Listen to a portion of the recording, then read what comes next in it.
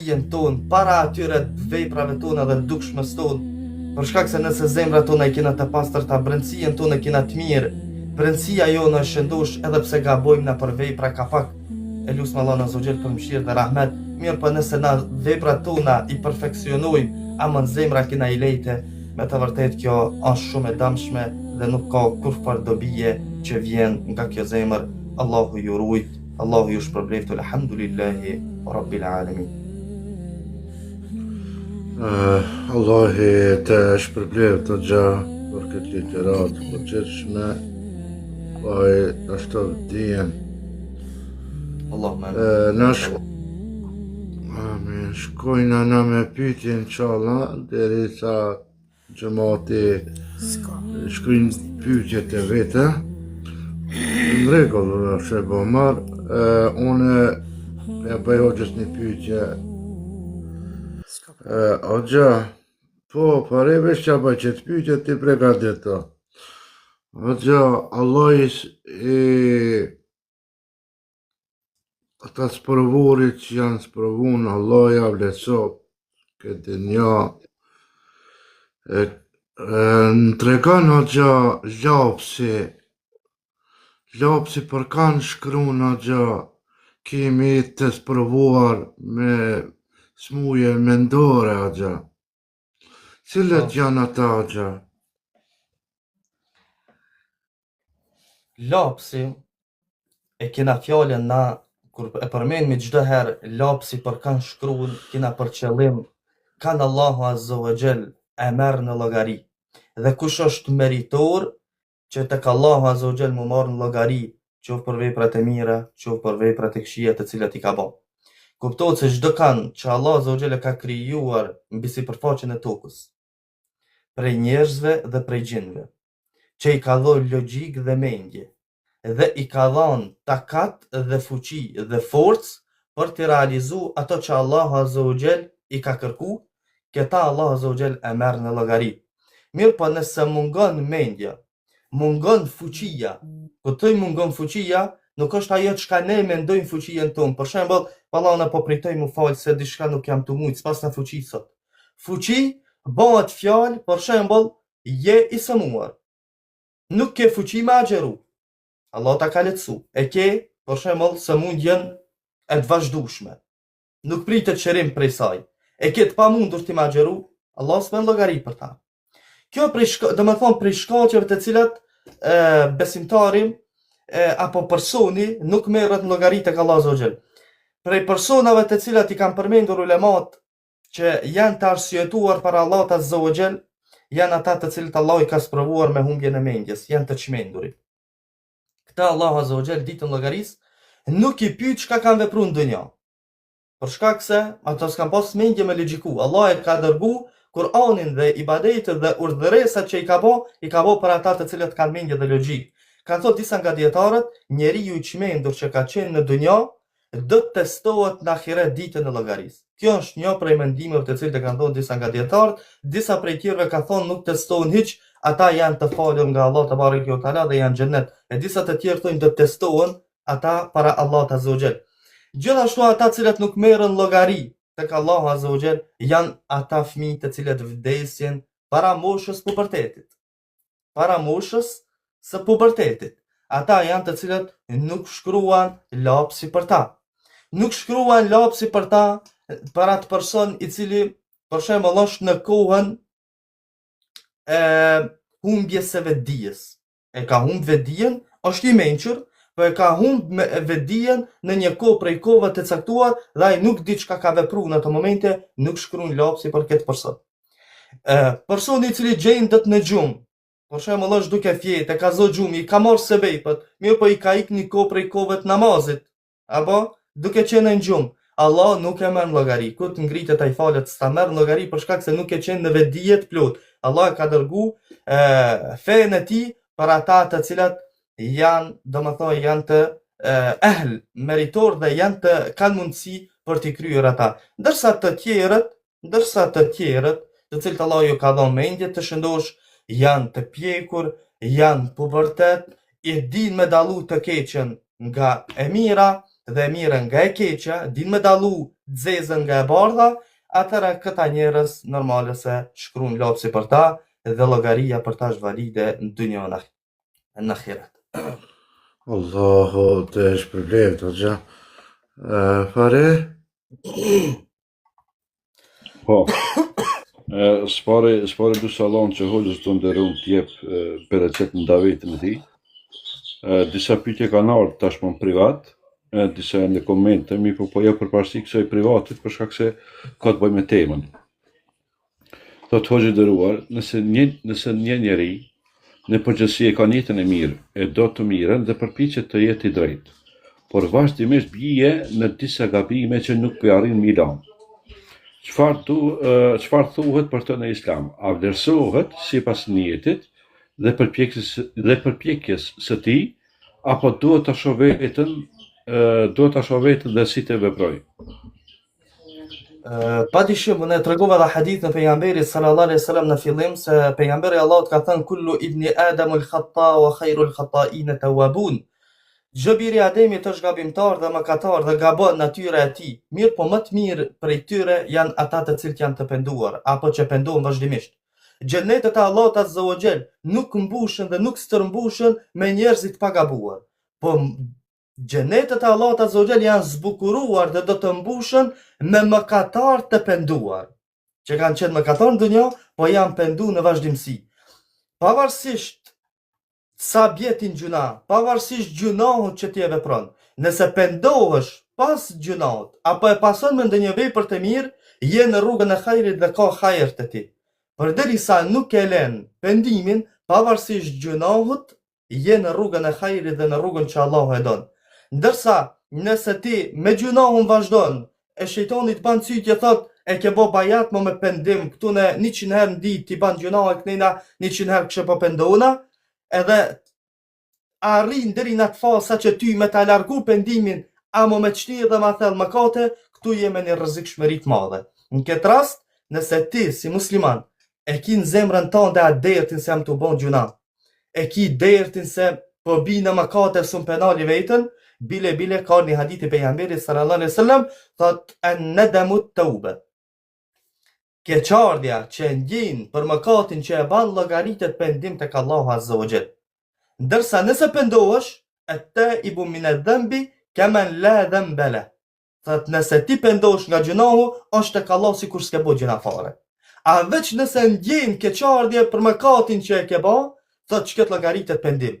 Nëse je duke vazhdu në këtë formë, mirë po, nuk do të me lo vetëm me keqardhje, po pas çdo mëkati ti më mundu me bo një vepër të mirë. Për shkak se Allah Azza ka thonë innal hasanat yudhhibna as-sayyi'at, veprat e mira e fshin veprat e këqija, e bani istighfar, e bani vepër të mirë, je në rrugën e hajrit dhe je në rrugën atyre që Allahu i don. Nëse vazhdon vetëm me mëkate pa pendim, biri vetes mas se je në një rrugë që shejtani është duke lujt. Radhës ka të bëjë me namazën, thot hoxh sa minuta hin namazi para se me thirr ezane. A mund të falësh 5 ose 10 minuta para thirrjes së ezanit? Varet për cilin namaz bëhet fjalë. Fillimisht kohën e pejgamberit sallallahu alaihi wasallam matja e namazeve, kohës e namazeve nuk ka qenë me orë që sot, për shkak se kjo është shumë domethënë pas, por ka qenë me kohën e diellit. Dhe normale ne shikojmë diellin, por sot e ki orën e ki caktume, për shembull edhe në kalendaret shënon pothuajse e njëjta. Shembull, ora 1 të na është e caktume namazi i drekës. Mirë po në takvim apo në kalendar aty tregon se 12:45 hyn koha e drekës. Dhe mund është me fal 50 minuta para orës 1, për shkak se ora 1 kena caktuar na për me bo lehtësim. Për si jetë me bot fjalë, për me lehtësu aspektin e popullit me pas një kohë caktuar. Çështu ndodh edhe me kohët e namazit tjera, domethënë namazi i kindis, akşamit e kështu me radhë, vetëm se duhet me pas parasysh me shiku kohën mirë, se ka kohët namazit që janë caktuar edhe në kalendar, në mënyrë të prerë, kur hi koha që atëherë e kanë caktuar, domethënë kanë shkruar kur hi koha, dhe ka kohët namazit kur koha hi më herët, ata e kanë shënuar më vonë. Kjo duhet këshirët o relative varsisht kohës se cilit namaz bëhet fjalë. Allah shpërblet, është një pyetje tjetër rreth namazit të akşamit. Po. Pyetsi ka cek edhe hoxhën me emër, mirë po nuk po e cek hoxhën me emër, thot, a ka argument që njeriu mund mi fal 2 rekate para namazit të akşamit, do 2 rekate sunet, edhe nëse i fali këto 2 rekate, çka ti kërkosh Allahut përgjigjet. Është e vërtet, fillimisht është një hadith i përgjithshëm që pejgamberi sallallahu alaihi wasallam na ka thënë se në mes çdo ezani dhe ikameti ka namaz. Në mes çdo ezani dhe ikameti ka namaz, në mes çdo ezani dhe ikameti ka namaz për atë i cili don me fal. Dhe edhe kur thirret ezani i namazit të akşamit, ka ardhur një transmetim nga pejgamberi sallallahu alaihi wasallam se thot kush i fal 2 rekate namaz mas ezanit të akşamit, 2 rekate të lehta, 2 rekate do të thonë lehtësisht, pa i zgat ato për shkak se koha e akşamit është shumë e shkurt, mi fal 2 rekate pas saj. E lut Allahun azza wa jall me çfarë do lloj lutje vetëm se Allah te bareke ve teala do të përgjigjet. Kjo është edhe e veçantë e akşamit. Mirë po edhe në mes çdo ezani dhe ikameti është e vërtetë se ka namaz për atë i cili dëshiron me fal, mirë po kjo është e veçantë edhe namazit të akşamit. Bilo është një sunet i pejgamberit sallallahu alaihi wasallam edhe pas farzit të akşamit, që i falmi, është mirë mi fal edhe 6 rekate, 2 nga 2 namaz sunnet. Edhe kjo prej sunetëve që ka ardhur nga pejgamberi sallallahu alaihi wasallam. Allah e di më së miri. Allah shpërblet. Një pyetje nga një komentues thot, cili është, apo ndoshta ke përmendur, veç to mos më jin hak. Thot cili është gabimi që sot të rinjt po e bojnë, dhe pastaj ai gabimi po i dërgon don tek shkatrimi i zemrës. Mendoj se sot në kohën që po jetojmë, në shumicën e rasteve tek të trit, që po ndikon shkatrimi i zemrave tyre është mosnjohja e Allahut azza wa jall, për shkak se njohja e Allahut te bareke ve teala është çelësi i gjithçkaje. Kur njeriu e njeh Allahun te bareke ve teala, ai edhe e don Allahun xhalla fi ula. E kur e don Allahun te bareke ve teala ti lidhesh me fjalën e Allahut. Mundosh mi kry dhe mi përsos ato që Allah na ka urdhëruar dhe mundosh mi largu prej atyre të cilët Allah na ka ndalu. Dhe kjo buron nga njohja e thella Allahut azza wa jall sinqerisht. E sot mungon njohja e drejt e Allahut azza wa jall. Kur mungon njohja e Allahut azza wa jall, atëra normale se ti kur dikan nuk e njeh edhe nuk ke dashuri sa duhet. E shqipton me gjumë, po s'ke dashuri sa duhet. E kur s'ke dashuri sa duhet, ti kohën e ndan për çetër kan e nuk e ndan për Allahun azza wa jall. Sa më larg Allahut, ndikimi në zemër është, shkatrimi i zemrës është më i madh, sa më afër Allahut azza wa jall, zemra është më e shëndosh. Kjo një prej shkaqeve, përveç atyre që i përmendëm deri më tash, po edhe një shkak sot sidomos kohën që jetojmë, është edhe mosnjohja e Allahut azza wa jall ashtu siç duhet, me atributet e tij që Allah azza wa jall e ka cilësuar veten e tij. Pare. Nga mu pare pak. Edhe një 2 pyetje 3, me sta lodhmi hoxhën se është hoxha i lodhën. E di sot kum fol me nxen në Turki o kon, pi Egiptit, ka boll time shumë, me sta lodhi hoxhën. Edhe një 2-3 pyetje. Jo, problem habibi, ma si hina, mos e pak pe kina zor sa tu hi, se ma sa vej pak kina dhe ma pështirë me dal. Allah e beklu. Atere mirë, atere, Allah të shpërblet. Amen. Po i klasifikoj për 2 pyetje, njëna është për një hoxhe, thot, a ka shenja, a kanë shenja njerëzit e mirë në këtë botë? A kanë shenja njerëzit e mirë në këtë botë? Pa dyshim se kanë shenja të mira, shenja, do me thonë të mira njerëzit e mirë dhe dashur tek Allah azza wa jall, ashtu siç kanë shenja njerëzit e këshill.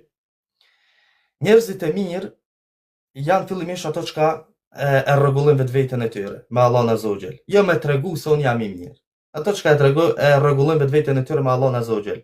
E prej shenjave të mira të njerëzve, të njerëzve të mirë është se kur i shef ata dashurohet feja. vetëm mi pa ata dhe me nejt me ta, dashuro dini Allah Azza wa Jall. Dhe ki qef me mësu dhe me dit për Allah të bareke wa ta'ala. Dashurohen veprat e mira. Kur rrim me atë person, ti ki qef ma shumë më fal, ki qef ma shumë me fol për fe, ki qef ma shumë me bo veprat mira. Apo?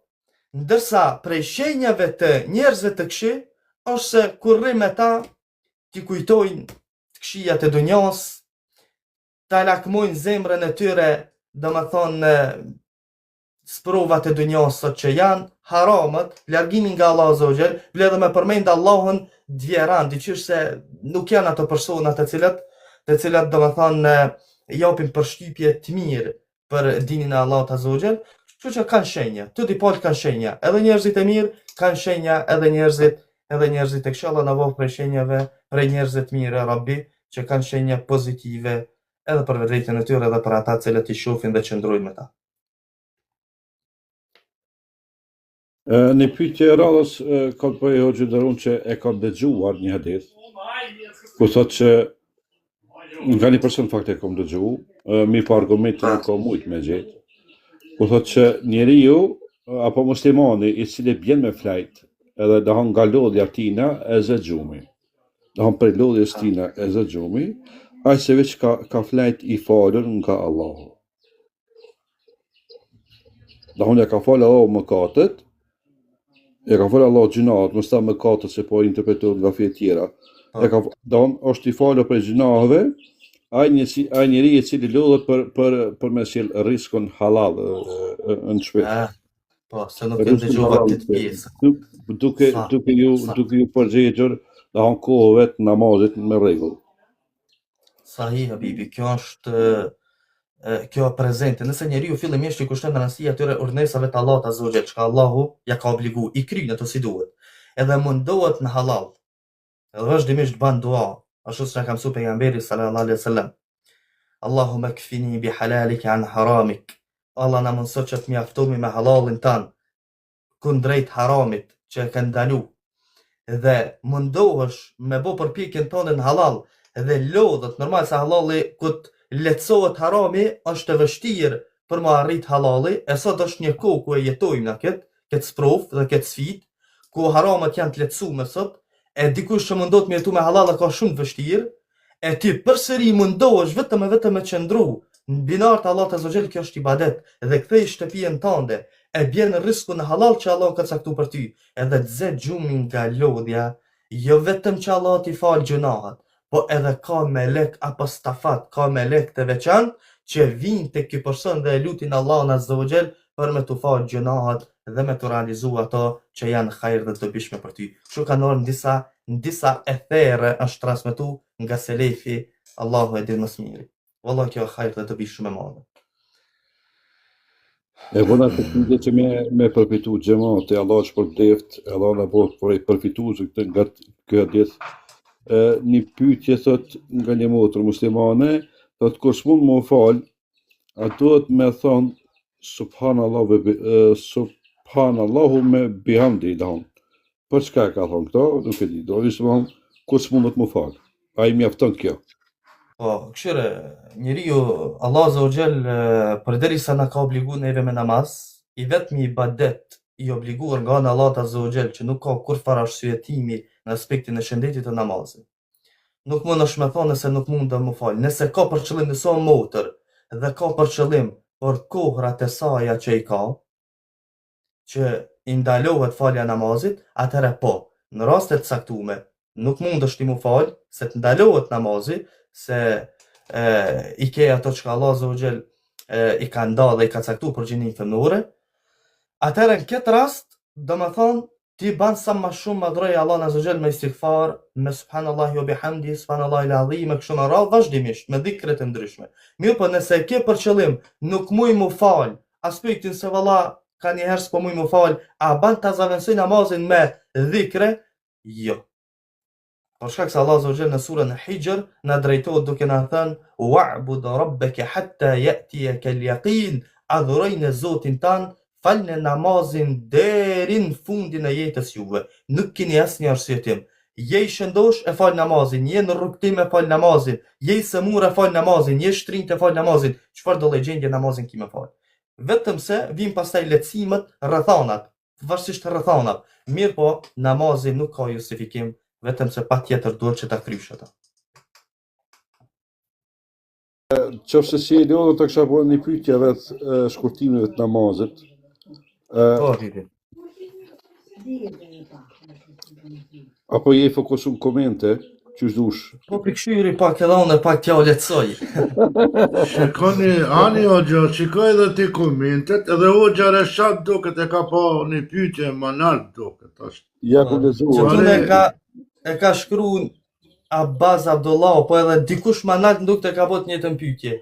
A më nëshme nga tregu po prej ardhen e Muhammedit sallallahu alaihi wasallam. Po. Prej ardhen e pejgamberit sallallahu alaihi wasallam pa dyshim, përderisa ne e doj Muhammedin sallallahu alaihi wasallam, ne e dim edhe prej ardhen e pejgamberit sallallahu alaihi wasallam, edhe prej ardhen e pejgamberit Allahut është prej ardhen më e pastër. Rrjedh nga Ibrahimi alayhi salatu wassalam, gjithësisht nga djali i tij Ismaili. Mirë po ajo që është transmetuar, se janë dy transmetime, ka dhe më tepër, pa ato dyja që janë transmetuar më të veçanta, do me thonë nga Muhammedi sallallahu alaihi wasallam prej ardha deri te Ademi alayhi salam. Mirë po deri te Ademi alayhi salam nuk saktësohet të mburime të sakta. Ajo që ka ardhur me transmetim të sakt, si që kanë përmendur, do me thonë transmetuesit besnik të këtij umeti, thonë se prej ardha e pejgamberit sallallahu alaihi wasallam është nga Muhammedi alayhi salam deri tek Adnani. Adnani pastaj këtu në ulamat kanë ikhtilafe, disa thonë se ka qenë djali Ismailit alayhi salam, disa thonë nipi, e disa thonë ka pas disa gjenerata deri te prej Adnani deri te Ismaili alayhi salam. Allahu e di mas miri, po ajo që është nga prej ardha e pejgamberit Allahut, inshallah nëse nuk e kam harruar ndonjë prej transmetimeve, prej emrave të pasazhet pejgamberit sallallahu alaihi wasallam, do të mundona që ta thon deri në fund. Huwa Abul Qasim Muhammad ibn Abdullah ibn Abdul Muttalib ibn Hashim ibn Abdul Manaf ibn Qusay ibn Kilab ibn Murra ibn Ka'b ibn Ghalib ibn Fihr ibn Malik ibn نضر ابن كنانة ابن مدركة ابن إلياس ابن مضر ابن نزار ابن معاد ابن عدنان.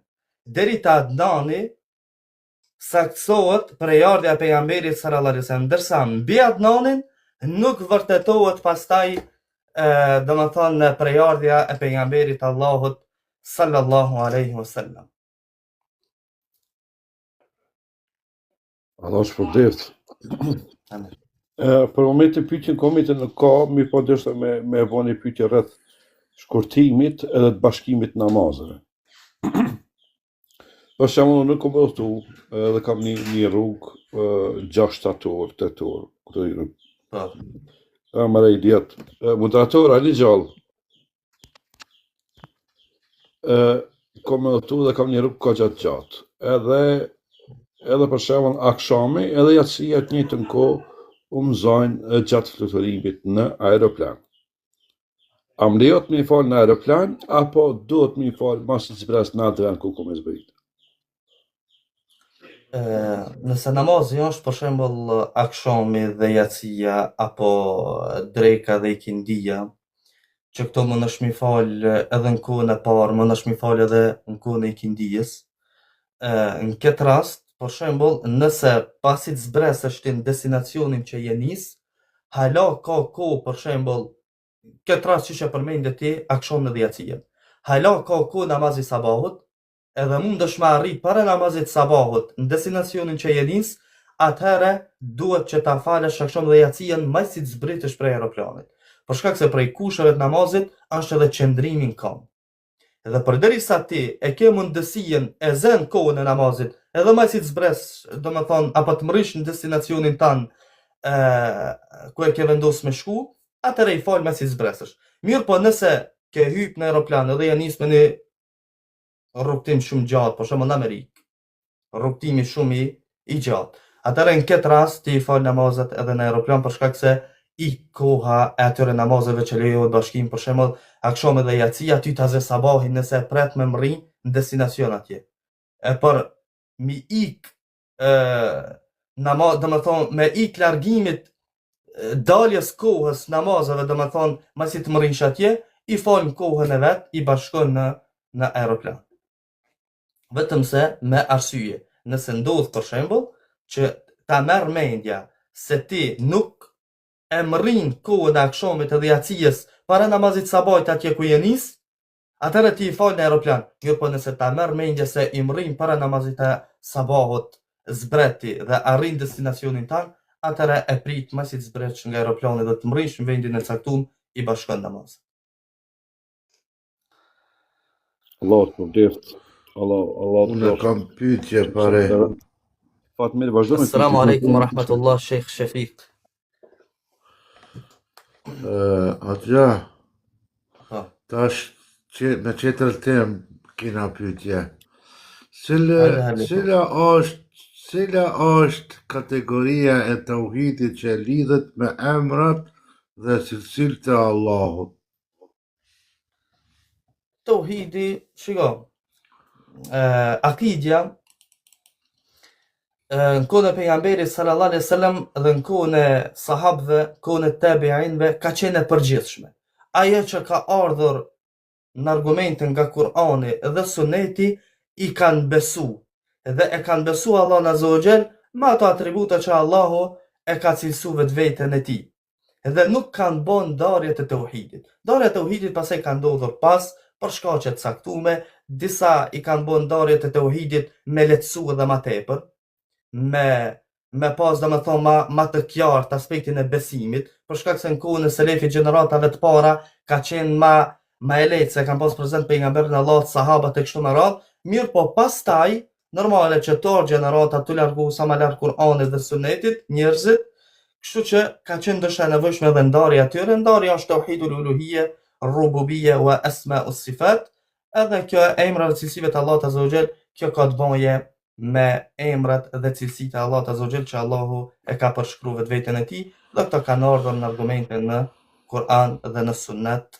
Allahu e di më së miri. Allahu të shpërbleft. Nashta është pyetja e njëjtë, edhe kur pi përmend selefet, po knaqet zemra xha. Edhe